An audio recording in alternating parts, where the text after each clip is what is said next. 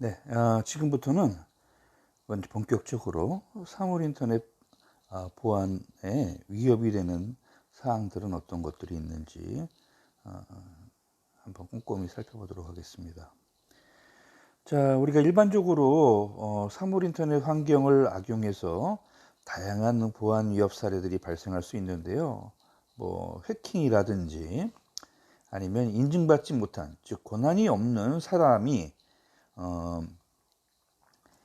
이런 사물 인터넷 서버나 이런 환경에 접근을 해서 개인의 정보나 이런 사생활 정보 같은 것을 열람한다든지 이런 것들이 발생을 하고 있는 거죠.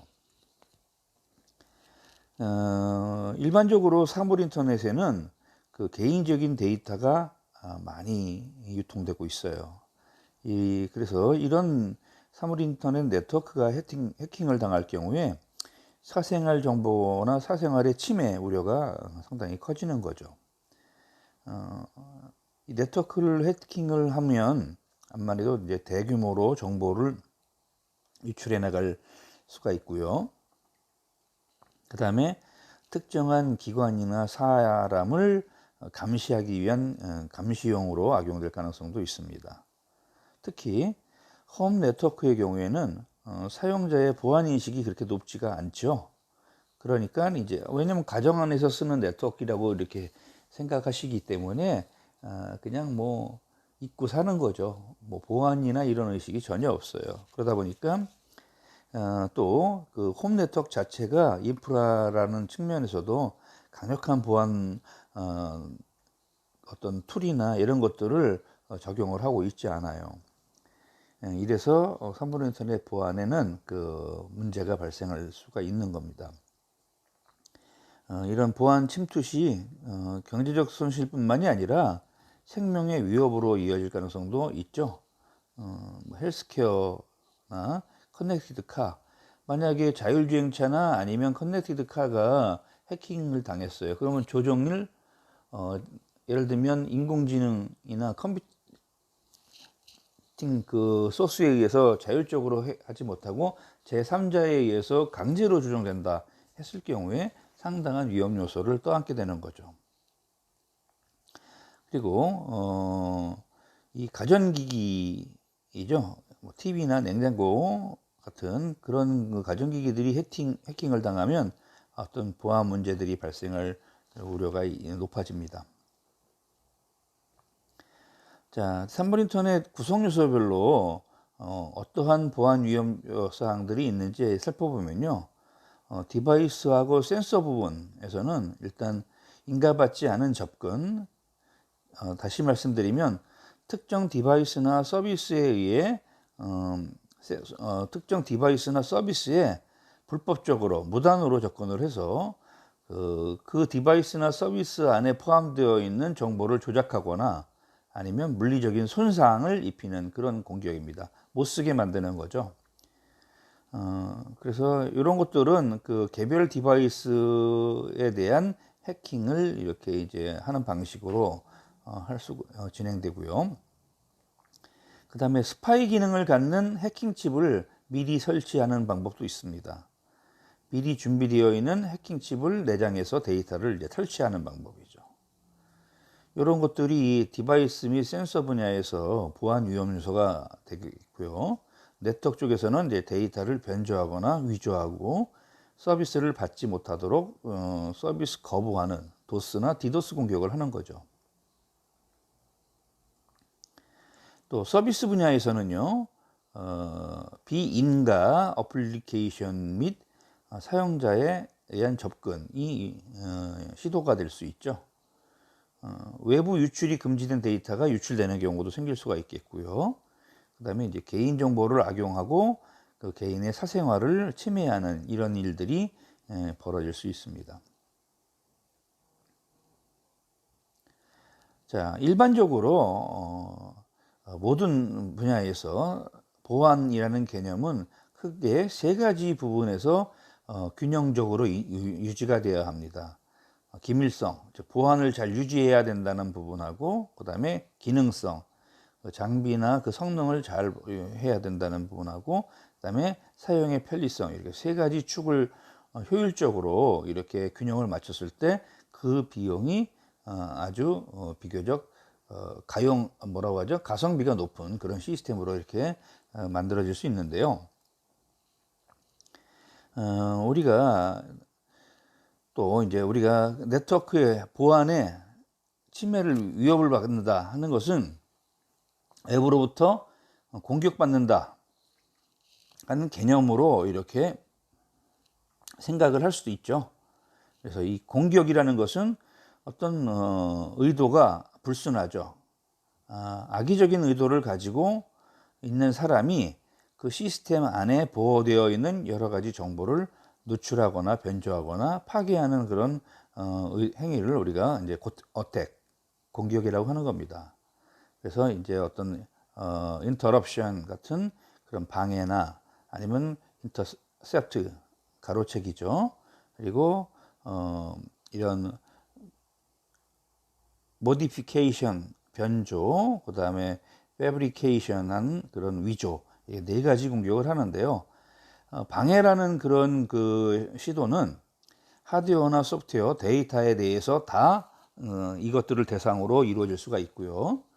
가로채기 같은 경우에는 이제 하드웨어나 소프트웨어, 데이터, 이것도 마찬가지로 이 세 가지 모든 부분에 대해서 시도가 될 수 있습니다. 변조는 하드웨어에 대한 것은 변조가 어렵고 소프트웨어와 데이터에 대한 변조를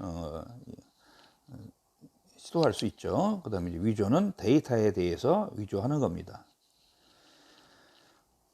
자, 보안 위협이라는 말은 송신 측에서 수신 측에 우리가 메시지를 전달한다고 생각을 해보세요. 이때 이 보안 위협을 하는 위험 요소들이 어떻게 작용하느냐에 따라서 송신 측이 위태로울 수도 있고 수신 측이 위태로울 수도 있겠죠. 지금은 정상적인 경우에요. 그림에서 송신 측에서 원하는 만들어진 그 의도대로 그 내용이 전달돼서 그 의미까지 수신 측에 전달되는 그런 경우입니다. 그런데 만약에 전송 차단이 일어난다 하면 그림 오른쪽에 보시는 것 같이 송신 측에서 여러 번 네트워크 상에서 목적지로 데이터를 전송을 하려고 하는데 전달이 제대로 안 되고 있어요. 그러면 어떻게 돼요? 결국 이런 자원과 시간에 대한 낭비를 초래하게 되겠죠. 그래서 전송 차단하면 송신 측에서 수신 측에 메시지를 전송하는 경우 제3자에 의해서 수신 측의 연결이 원활하지 않도록 데이터 전송을 차단하는 그런 경우입니다. 가로채기다 하는 것은요, 송신 측과 수신 측에 중요한 정보가 유출되는 그런 심각한 문제를 발생시킬 수 있어요. 그래서 수신 측에도 데이터가 전송이 됩니다. 중간에 가로채기를 해갈 뿐이죠. 그러니까 수신 측이 어떤 데이터를 받을 거라는 것을 이 가로채는 사람이 알고 있는 거예요. 일종의 도청 같은 것도 이런 가로채기의 일종이라고 말씀드릴 수가 있겠죠. 자, 그 다음에 변조가 있습니다. 이 변조는요, 송신 측에서 수신 측으로 전송할 데이터를 제3자가 훔쳐서 가로채기된 다음에 그 데이터의 일부나 전부를 변경시켜서 바꿔서 그래서 잘못된 데이터를 수신 측에 전송하는 그런 공격입니다. 이 경우 이런 것 때문에 어떤 무결성의 원칙 같은 것을 잘 지켜야 한다는 거죠. 이런 경우에 변조라고 하고요. 수신 측에서는 송신 측에서 잘못된 데이터를 전송한 것을 모를 수가 있습니다. 즉 얘가 왜 이런 메시지를 보냈지? 라고 의심은 할 수 있지만 이게 잘못된 메시지인가 라는 것은 판별할 수 없어요. 자, 위조는 제3자가 마치 송신 측인 것처럼 이렇게 속이고 그 문서를 바꿔서 수신 측에 전송하는 방식입니다. 즉 송신 측은 데이터를 보내지 않았는데 수신 측에서 신뢰하는 거죠, 송신 측을. 그런데 중간에 공격자가 마치 송신 측인 것처럼 속이면서 메시지를 전송하는 겁니다. 이때는 변조와 달리 아예 송신 측에서는 메시지를 만들지 않은 거죠. 일종의 피싱 같은 것도 이런 기법을 쓰는 겁니다.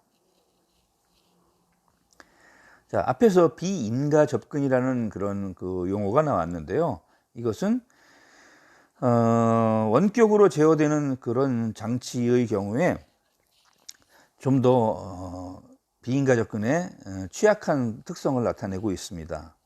그래서 이런 비인가 접근 방식에 대한 대응 방식으로는 두 가지가 제한되고 있는데요. 많이 쓰이고 있는데요.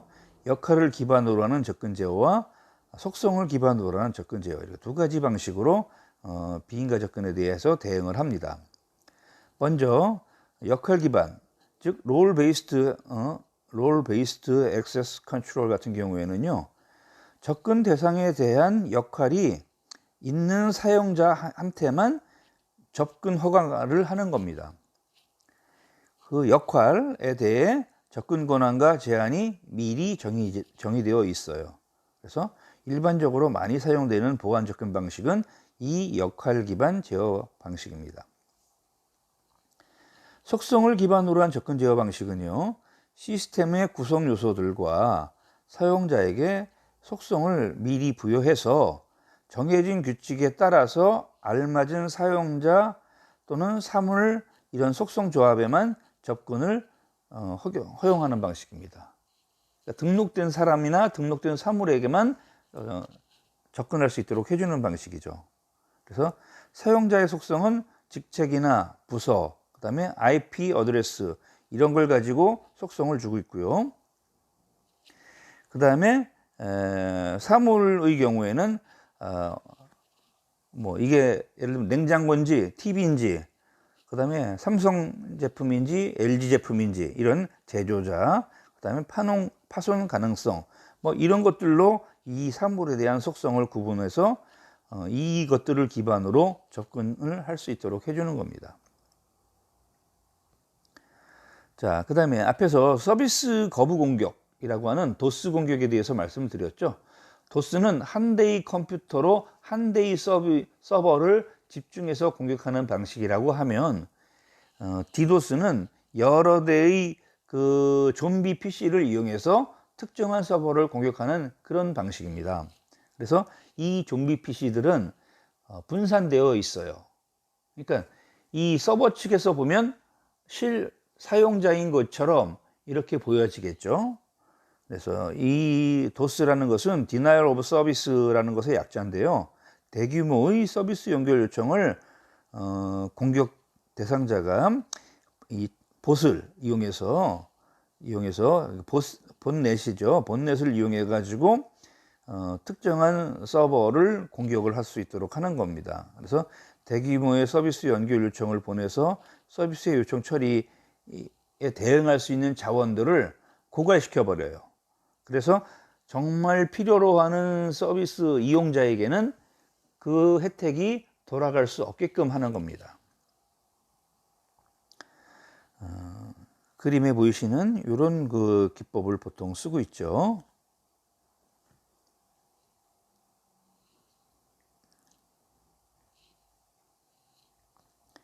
자, 그다음 이제 스니핑이라는 그 공격이 있는데요.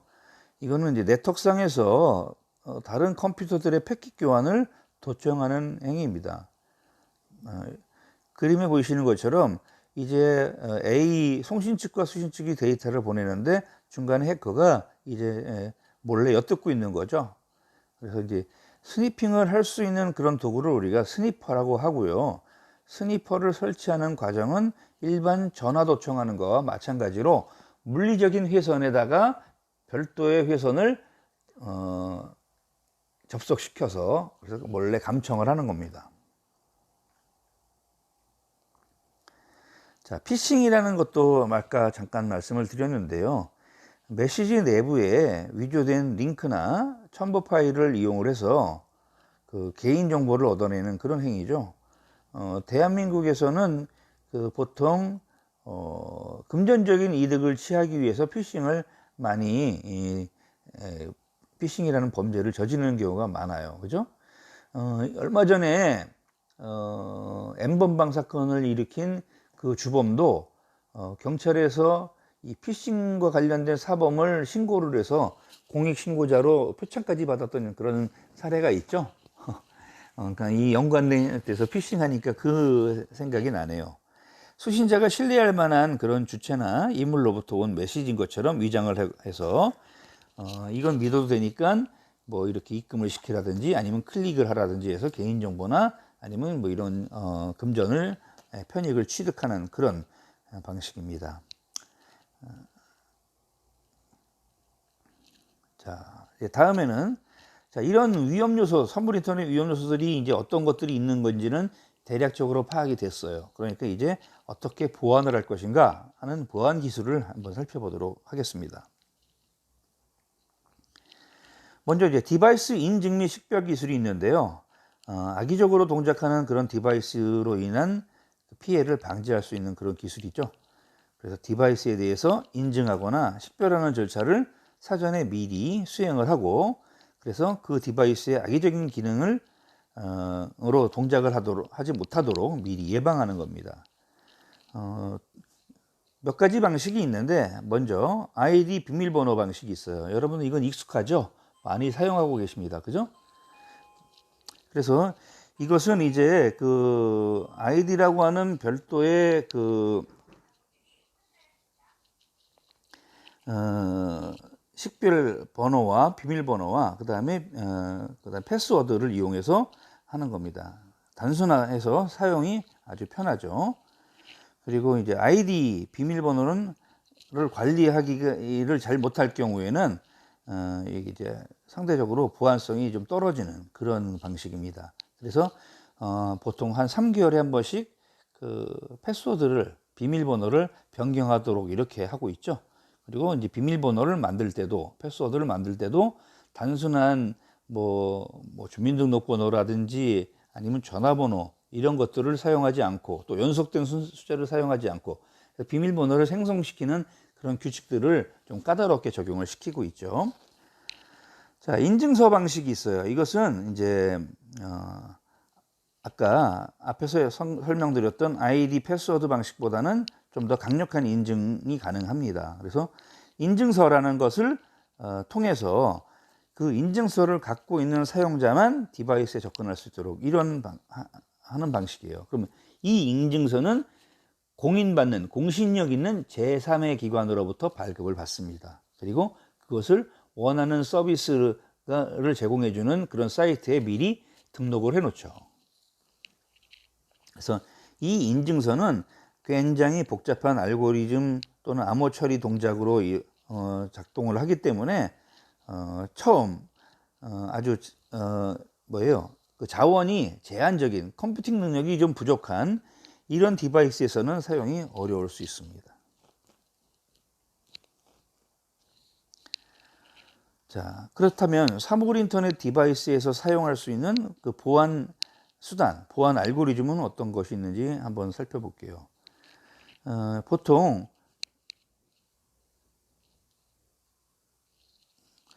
시리얼 통신만 수행하는 그런 디바이스부터 스마트폰 수준까지 아주 다양한 종류의 디바이스가 있죠. 그래서 이런 다양한 종류의 디바이스에서 생성된 데이터를 보완하기 위해서는 암호화, 그 다음에 그것을 다시 원래의 상태로 바꿔주는 복호화, 해시값 생성 이런 알고리즘을 필요로 합니다. 자, 대표적인 그 보안 알고리즘으로 데스라는 게 있습니다. 데이터 인크립션 스탠다드라는 것의 약자인데요.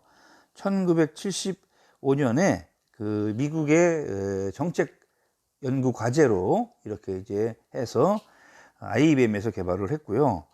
1979년부터 미국의 표준 암호 알고리즘으로 지정이 돼서 사용됐습니다.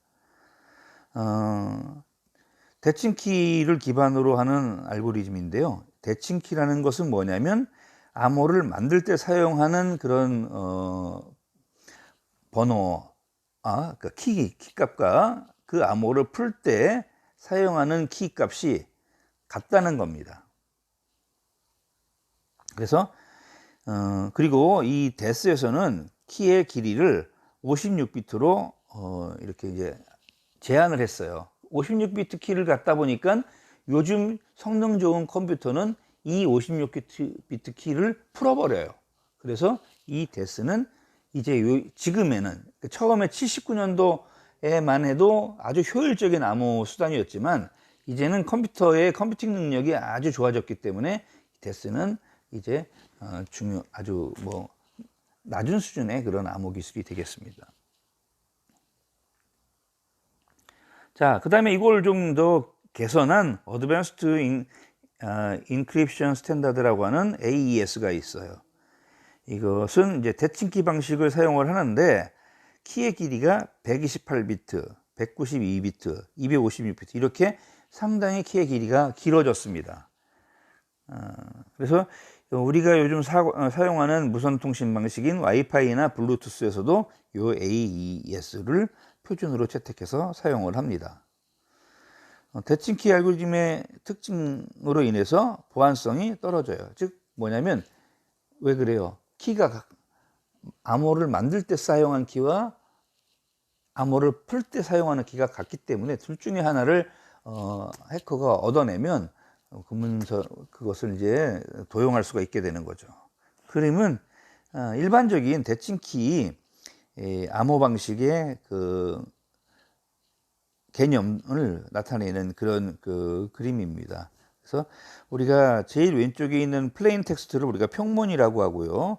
이것을 키 값을 여기에 곱해줘서 사실 그냥 곱해주는 거 이상의 어떤 수산을 쓰지만 곱해줬다고 말씀드립니다. 그래서 암호문을 만들고 여기에 다시 키 값을 곱해서 그러면 키가 이제 상쇄되겠죠. 원래의 평문을 만드는 이런 구조를 가지고 있어요.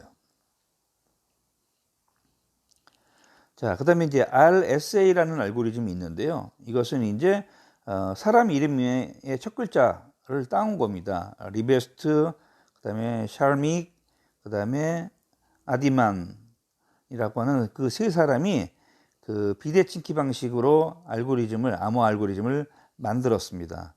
그래서 암호화할 때 사용되는 키와 복호화할 때 사용되는 키가 서로 다른 방식이에요. 우리가 암호화할 때 사용되는 키를 공개키라고 하고요. 이것은 이제 인터넷 같은 공개된 곳에다가 보관을 합니다. 그 다음에 비밀키는 약속된 사람들만, 즉 개인별로 하나씩 갖고 있는 거예요. 여러분, 예를 들면 공인인증서 한번 생각해 보세요. 공인인증서는 일종의 공인인증기관으로부터 발급받는 암호키입니다. 그리고 그것을 여러분들이 개별적으로 그 암호키에다가 여러분들이 생성한 비밀번호를 입력해서 최종적으로 사용할 수 있는 권한을 얻잖아요. 그죠? 일종의 그런 방식이라고 생각하시면 되겠어요. 누구나 메시지를 보낼 때 이 공개키를 사용해서 암호문으로 만들 수 있고요. 그 다음에 그 상태로 가면 그거를 여는 키가 다르기 때문에 그 키를 사용하지 않으면 이 암호문을 열 수가 없어요. 그래서 이 개인 키를 소지한 사람만이 원래의 평문으로 다시 변환시킬 수 있게 되는 겁니다. 자, 그 다음에 이제 해시 함수가 있죠. 이 해시 함수는 임의의 길이의 데이터를 고정된 길이의 데이터로 대응시키는 방식이에요. 즉 원문은 100비트가 됐던 200비트가 됐던 이것을 암호화시킨 암호문은 50비트짜리로 다 만들 수 있다, 이런 얘기입니다. 이런 핵시 값은 특수문자와 문자, 숫자의 조합으로 구성을 하는데요. 해석이 불가능하고 다시 원래의 데이터로 되돌릴 수가 없어요. 그래서 암호문을 만드는 것으로 끝납니다. 원본 데이터에 아주 작은 변화라도 발생을 하면 이 해시값 자체가 바뀌어져 버려요. 그렇기 때문에 아주 효율적인 암호문을 만드는 방식이라고 할 수 있죠. 파일의 변형이나 손상에 의한 피해를 방지할 수가 있습니다. 그런데도요, 가끔 해시 충돌이라는 현상이 벌어질 때가 있어요. 이것은 뭐냐면 원형 데이터가 서로 다른데도 불구하고 동일한 해시값이 출력되는 그런 현상입니다. 비밀번호나 전자서명 같은 데이터 검증에 있어서 이런 해시 충돌이 일어나는 경우가 간혹 있기 때문에 굉장히 치명적인 결함이라고 얘기할 수가 있겠죠. 이런 해시 암호화 방식의 알고리즘은 이제 여러분 그림에 보이시는 것 같이 나타냅니다. 여러분 잘 보시면은요, 뭐 인풋으로 어떤 평문들을 쭉 만들었는데 제일 위에 것은 뭐 글씨도 다르고 뭐 내용도 다르고 하기 때문에 여기에 그 해시 값을 대입을 시켜도 뭐 오른쪽 같은 그런 그 최종적인 해시 함수가 이렇게 쭉 이렇게 나오지만 그 밑에 있는 네 개의 것들은 한 글자 또는 두 글자 또는 세 글자 이런 것이 달라졌어요. 아주 미세한 변화가 있지만 결국 최종적으로 나오는 해시 값은 전혀 다른 거죠. 다만 구성하는 해시의 값의 길이는 같아요. 그것을 여러분들이 알아보시면 되겠습니다. 자, 이 밖에 사물 인터넷 디바이스의 보안 알고리즘으로 우리가 알아둬야 할 것이 뭐냐면 코앱이죠. 코앱. 그래서 Constrained Application Protocol의 약자입니다. 사물 인터넷 디바이스의 계산 능력이 일반 PC에 비하면 아무래도 좀 더 떨어지겠죠. 그래서 이런 사물 인터넷 디바이스와 같이 제한적인 자원을 가진 그런 디바이스나가 이런 디바이스가 컴퓨팅 능력이 좋은 그런 HTTP 기반의 응용 서비스를 이용하려고 할 때 서로 호환이 이루어질 수 있도록 해주는 그런 프로토콜이 필요해서 만들어진 게 이 코앱이에요. 그래서 HTTP로 쉽게 변환되도록 설계되어 있어서 디바이스와 웹 서비스가 쉽게 통합될 수 있습니다. 이것은 DTLS라고 하는 데이터그램 전송 계층의 어떤 보안이라고 하는 DTLS라는 것을 사용을 하는데요. 여기는 이 DTLS는 UDP라고 하는 그런 전송 계층에는 TCP와 UDP가 있죠. 서비스가. 그래서 TCP는 신뢰성을 담보로 하는 전송이고요. UDP는 신뢰성을 담보해주지 않는, 확인해주지 않는 그런 전송 방식인데요. 이런 UDP를 기반으로 해서 만들어진 프로토콜입니다. 패킷 전달이 TCP에 비하면 불안정하죠. 자, MQTT라는 게 있습니다. MQTT는 그 메시지 큐잉 텔레메트리 트랜스포트의 약자인데요. 이 TCP라고 하는 프로토콜을 기반으로 하는 신뢰성 있는 전송을 보장하는 이런 프로토콜을 기반으로 하는 프로토콜입니다. 제한적인 자원을 가진 디바이스에 알맞게 개발되어 있는 프로토콜이죠. 그래서 구독자와 그 다음에 발행자가 있고요. 그리고 브로커가 있어서 이 세 개의 주체가 구독자가 미리 정해진 그 주제를 가지고 구독하고자 하는 그 데이터를 잘 구분해서 그래서 이제 서버로부터 그 메시지를 수신할 수 있도록 하는 그런 구조를 갖고 있습니다. 표준 문서에는 구체적인 암호 알고리즘이나 보안 프로토콜이 정의되어 있지 않아서 그 이제 보안 요구 사항만을 정해 놓고 있죠. 그래서 전체적인 보안에 대한 책임은 누가 지느냐면 서비스를 제공하는 서버 측에서 지는 겁니다. 그런 방식이에요. MQTT입니다. 자, 이런 서비스 접근 및 권한 제어하는 기술 두 가지로 생각을 해보면요. 임의적 접근 제어하고 강제적 접근 제어 방식이 있어요. 임의적 접근 제어 방식은 서비스 제공자가 사용자에 대한 권한을 직접 부여를 합니다. 그래서 만약에 어떤 이런 서비스에 대한 정책이 바뀌거나 했을 경우에 굉장히 유연성이 있죠.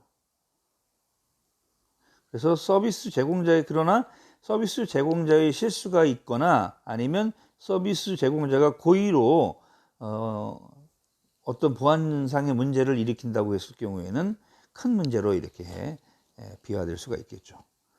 반면에 강제적 접근 제어 같은 경우에는 공통의 플랫폼을 통해서 최고의 관리자만이 서비스 사용자에 대한 권한을 설정할 수 있는 그런 방식입니다.